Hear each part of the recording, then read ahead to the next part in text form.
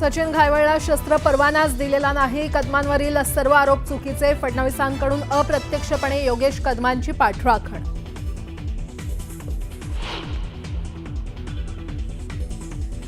राजकीय कारकीर्द संपुष्टात आणण्याचा प्रयत्न. छोटी मोठी वादळं आली म्हणून पर्वत हलत नाही. विरोधकांना गृहराज्यमंत्री योगेश कदमांचं उत्तर.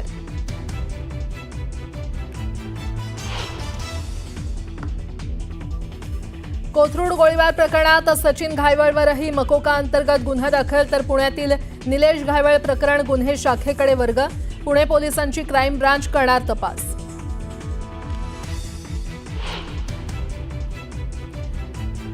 छत्रपती संभाजीनगरमध्ये उद्धव ठाकरेंचा हंबरडा मोर्चा. पूरग्रस्त शेतकऱ्यांच्या विविध मागण्यांसाठी उद्धव ठाकरेंसह कार्यकर्ते मोर्चात होणार सहभागी.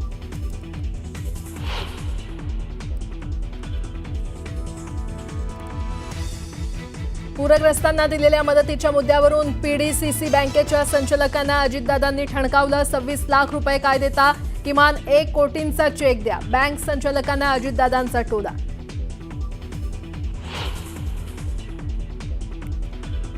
उद्धव ठाकरे, गणेश नाईक आणि एकनाथ शिंदे आज ठाण्यात. ठाकरे आणि गणेश नाईक एकाच मंचावर येणार. तर शिंदेंच्या हस्ते कोकण मंडळाची सोडत. बडे नेत्यांच्या दौऱ्यामुळे ठाण्यात वातावरण तापलं.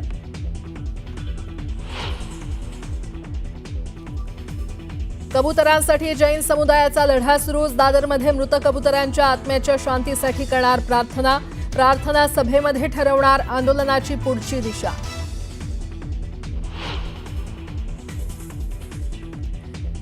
पुण्यात उपमुख्यमंत्री अजित पवारांच्या पहाटेपासूनच पाहणी दौऱ्याला सुरुवात. वाजे चौकापासून वाहतूक कोंडी आणि रस्त्याची अजितदादांकडून पाहणी.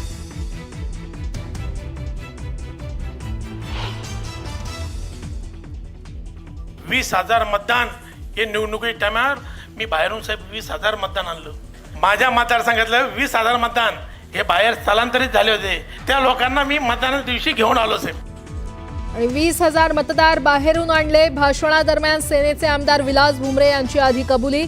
शिंदेंच्या सूचनेनंतर केलं घुमजाव.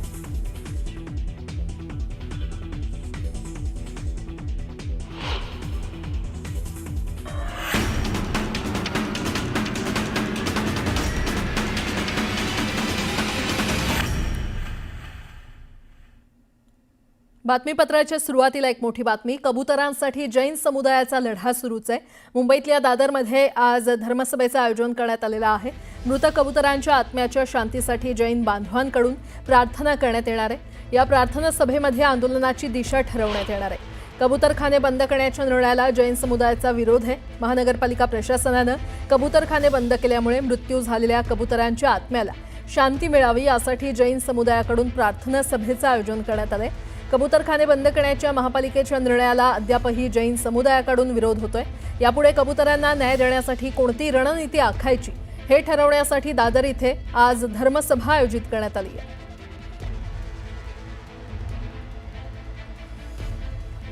आणि या संदर्भात अधिक माहिती देत आहेत आमच्या प्रतिनिधी सुस्मिता भदाणे आपल्यासोबत जोडल्या गेलेल्या आहेत. सुस्मिता, जैन समुदायाचा लढा हा खरं तर अजूनही सुरूच असल्याचं पाहायला मिळतंय. आज धर्मसभेचं आयोजन जैन समुदायाकडून करण्यात आलेलं आहे. काय अपडेट? कबूतरखाने बंद करण्याचा आदेश कोर्टाने दिल्यानंतर जैन समुदायानं आपली भूमिका वारंवार स्पष्ट केलेली आहे. मुंबईमध्ये इतर अनेक ठिकाणी पर्यायी व्यवस्था कबुतरांची करावी या पद्धतीची मागणी सुद्धा गेल्या काही दिवसांपासून जोर धरत आहे. आज या मृत पावलेल्या कबुतरांसाठी आणि कबूतरखान्यांच्या एकूणच समस्येवरती निराकरण करण्यासाठी जैन बांधव हे एकत्र आलेले आपल्याला पाहायला मिळत आहे. धर्मसभेचं आयोजन या निमित्तानं केलेलं आहे. अनेक जैन मुनी, जैन समुदायातील महत्त्वाचे लोक आणि पक्षीप्रेमी, प्राणीप्रेमी यामध्ये सहभागी होणार आहेत. काही लोक आपल्या सोबत आहेत. कसं बघता या सगळ्या प्रकरणाकडे? कारण एकीकडे जैन समुदायाने आपली भूमिका वारंवार मांडलेली आहे. अगदी कबूतरखान्याच्या बाहेर आक्रमक भूमिका सुद्धा आपल्याला पाहायला मिळाली. आणि आज धर्मसभा घेण्याचं कारण काय? अगोदर मी पूरण दोषी.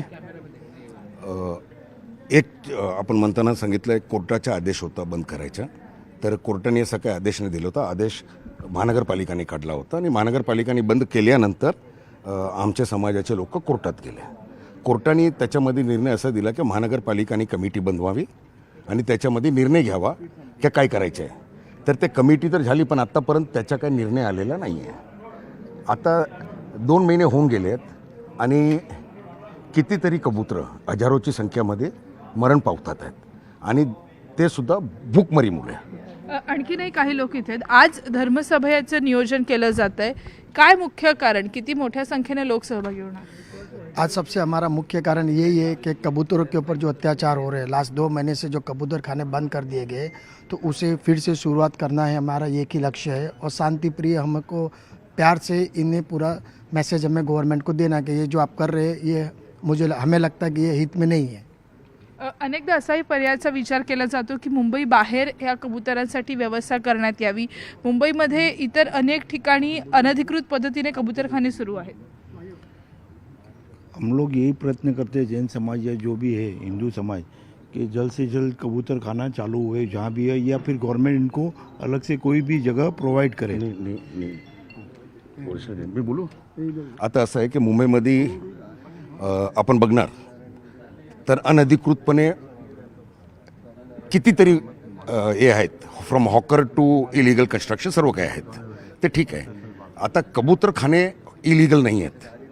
ते 200 वर्ष 300 वर्ष 150 वर्ष असं राहिलेले आहेत आणि ते they been taken care of, त्यांच्या संभालनी होते. त्याची साफसफाईची ज्यापर्यंत जिम्मेदारी आहेत ती महानगरपालिकाची असते. महानगरपालिकांनी त्याला स्वच्छ ठेवायचे आहे. महानगरपालिकांनी आपली ड्युटी जी होती ते राबवलेली नाही आहे. ही पहिली गोष्ट. दुसरी गोष्ट, आम्ही पर्यायी जागा घेण्याला तयार नाही आहे. आम्ही तिकडेच घेणार.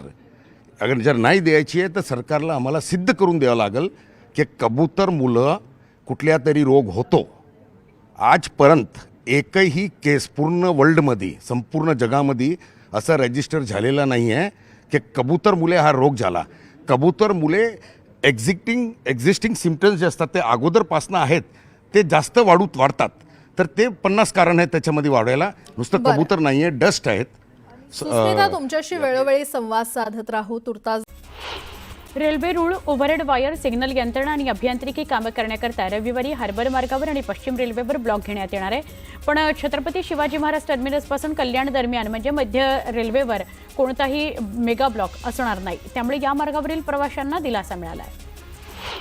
मध्य रेल्वेच्या मुंबई विभागातील कर्जत यार्ड पुनर्रचित कामासंदर्भात प्री नॉन इंटरलॉकिंग कामाकरता वाहतूक ब्लॉक घेण्यात येणार आहे. आज हा ब्लॉक आहे. या ब्लॉकमुळे मुंबई पुणे दरम्यान धावणाऱ्या प्रगती, Deccan queen, Deccan intercity, Indrayani express अशा वेगवेगळ्या गाड्या बंद असणार आहेत. ब्लॉक कालावधीमध्ये नेरळ कर्जत, कर्जत खोपोली दरम्यानही लोकल सेवा उपलब्ध नसेल. चांदीची झळाळी दिवसेंदिवस वाढतेच आहे. शुक्रवारी 3,000 रुपयांनी वाढ झाली. 1,67,000 रुपये इतक्या उच्चांकी भावावर चांदी पोचली. 9 ऑक्टोबरला एकाच दिवसामध्ये झालेली 11,200 रुपयांची वाढ आणि 10 तारखेला पुन्हा झालेली वाढ पाहता 2 दिवसामध्ये चांदीचे भाव 14,200 रुपयांनी वधारले. मोसमी पावसानं राजस्थानमधून 3 दिवस लवकर परतीचा प्रवास सुरू केला आणि महाराष्ट्रातून मात्र 5 दिवस उशिरा मोसमी पावसाचा परतीचा प्रवास सुरू झाला. मोसमी वाऱ्यांनी शुक्रवारी मुंबईसह उत्तर कोकण, अहिल्यानगर, नाशिक, उत्तर मध्य महाराष्ट्र, उत्तर मराठवाडा, छत्रपती संभाजीनगरपासून बुलडाणा, अकोलापर्यंतचा पश्चिम महाराष्ट्रातला पावसाचा परतीचा प्रवास सुरू झालाय.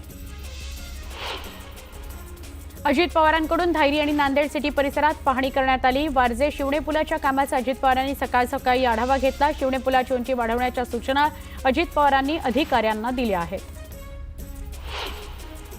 सांगली महापालिकेकडून सांगली शहरातल्या मुख्य बाजारपेठेतील अतिक्रमणांवर बुलडोझर चालवण्यात आलाय. काही विक्रेत्यांनी या कारवाईला विरोध करत कारवाईबद्दल संताप व्यक्त केलाय. चाळीसगाव तालुक्याचा अखेर विशेष पॅकेजमध्ये समावेश करण्यात आला. यामुळे 76,000 शेतकऱ्यांना मदत मिळण्याचा मार्ग मोकळा झालाय. त्यामुळे शेतकरी खुश आहेत. अतिवृष्टीमुळे झालेल्या नुकसानीनं सोलापुरामध्ये आणखी एका शेतकऱ्यानं आत्महत्या केली. बार्शी तालुक्यातील कारीमध्ये 15 दिवसात आत्महत्येची ही दुसरी घटना आहे. आणखी एका तरुणाने शेतकऱ्यांना आपली जीवनयात्रा संपवलेली आहे. पेमेंट करता 4 ऑक्टोबर ते 5 नोव्हेंबर या कालावधीमध्ये बेदाणे सौदे बंद करण्यात आलेले आहेत. 6 नोव्हेंबरपासून पुन्हा सौदे सुरू होतील. बेदाण्याची वर्षाला कोट्यवधीची उलाढाल असते. अर्थसंकल्पात घोषणा करण्यात आलेल्या पंतप्रधान धनधान्य कृषी योजनेची अंमलबजावणी आजपासून देशातील 100 जिल्ह्यांमध्ये सुरू होणार आहे. महाराष्ट्रातील 9 जिल्ह्यांचा या योजनेमध्ये समावेश आहे. केंद्र आणि राज्य सरकारच्या विविध योजनांच्या एकत्रीकरणातून कृषी उत्पादनामध्ये वाढ करण्याकरता ही योजना सुरू करण्यात आलेली आहे. जळगाव जिल्ह्यातील पाचोरा तालुक्यामध्ये झालेल्या अतिवृष्टीमुळे मोठ्या प्रमाणावर हानी झाली. पंचनाम्यानुसार एकूण अंदाजे 110 कोटी रुपयांचं नुकसान झालंय. 140 जनावरं वाहून गेली आहेत तर 253 दुधाळ जनावरं मृत झाली आहेत. 85 घरांसह 167 दुकानांचं नुकसान झालंय. चाकणच्या कुरुळी इथं तळेगाव उरुळी बायपास रेल्वे प्रकल्पाच्या विरोधामध्ये जनआंदोलन करण्यात आलं. या आंदोलनाला खासदार डॉक्टर अमोल कोल्हे आणि आमदार बाबाजी काळे यांनी हजेरी लावली. ग्रामस्थांच्या मागणीला पाठिंबा दिला. हा प्रकल्प रद्द करून पर्यायी मार्गाचा विचार करावा अशी मागणी यावेळी या दोन्ही नेत्यांनी केली. जळगावच्या कानळदा गावामध्ये महर्षी वाल्मिकी ऋषी जयंतीनिमित्त भव्य मिरवणूक काढण्यात आली. यावेळी पालकमंत्री गुलाबराव पाटलांनी ठेका धरला. उपस्थितांचा उत्साह वाढवला. तळेगाव ते उरुळी कांचन दरम्यान प्रस्तावित असलेल्या रेल्वे बायपास प्रकल्पामध्ये चाकणमधील 12 गावांसह मावळ आणि हवेली तालुक्यातील शेतकऱ्यांनी तीव्र विरोध दर्शवला.